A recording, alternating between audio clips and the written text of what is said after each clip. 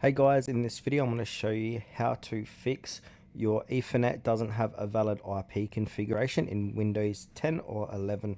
If you find this video helpful, please consider to like this video and subscribe to my channel. In saying that, let's just jump straight into the video.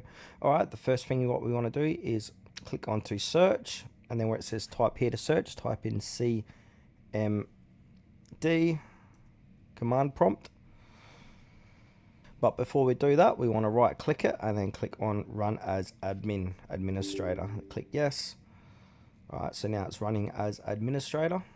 Now we want to type this in, ipconfig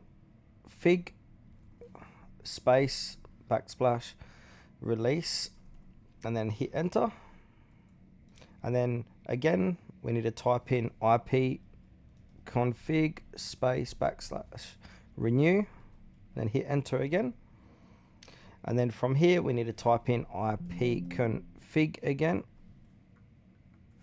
ipconfig space backslash flush DNS, hit enter.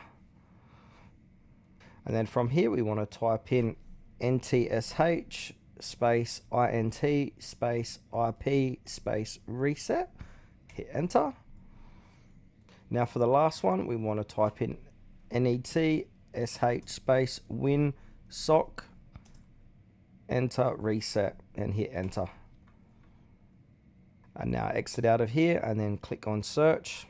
In search, type in reset, network reset.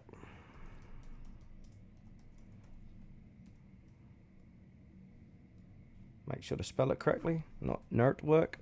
Alright, network reset. So open that up. And then go ahead and click on reset now. Then it'll say, are you sure? Click on yes. And then from here, go ahead and restart your PC, and that should fix your Ethernet doesn't have a valid IP configuration.